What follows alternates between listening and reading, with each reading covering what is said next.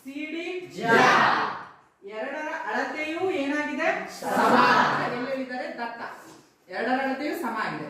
ನಾವ್ ಏನಂತ ಸಾಧಿಸಬೇಕು, ಎ ಬಿ ಜಾಗೆ ವೃತ್ತದಿಂದ ಇರುವ ದೂರ ಏನಿದೆಯೋ ಆ ದೂರಕ್ಕೆ ಹೆಸರು ನೋಡಿ ಏನಿದೆ OX. ಈ ದೂರ ಏನಿದೆಯೋ ಸಿಡಿ ಜಾಗೆ ಕೂಡ O ಇಂದ ಇರುವಂತಹ ದೂರ ಏನಿದೆಯೋ OY, ಇವೆರಡೂ ಸಮ ಅಂತ ಸಾಧಿಸಬೇಕು. ಅದು ಈ ಪ್ರಮೇಯದಲ್ಲಿ ನೀವು ಸಾಧಿಸಬೇಕಾಗಿರೋದು. ಆಯ್ತಾ? ಹೇಗ್ ಸಾಧಿಸ್ತಾ ಇದೀವಿ ನೋಡಿ, ಇಲ್ಲಿಂದ ಒಂದು ಲಂಬ ಎಳ್ಕೊಂಡಿದೀವಿ. ಇಲ್ಲಿಂದ ವೃತ್ತದ ಕೇಂದ್ರದಿಂದ ಎ ಬಿ ಜಾಗ ಲಂಬ ಎಳೆದಿದ್ದೀವಿ ಮತ್ತು ಸಿಡಿ ಜಾಗ ಕೂಡ ಲಂಬ ಎಳೆದಿದ್ವಿ. ಆ ಲಂಬದ ಹೆಸರೇನು, ಇಲ್ಲಿ OX, ಇಲ್ಲಿ OY. ಹಿಂದಿನ ಪ್ರಮೇಯದಲ್ಲಿ ಏನಂತ ಸಾಧಿಸಿದೀವಿ, ಲಂಬವನ್ನ ಎಳೆದಾಗ ಅದು ಎ ಬಿ ಜಾವನ್ನ ಸಮನಾಗಿ ಎರಡು ಭಾಗ ಮಾಡುತ್ತೆ.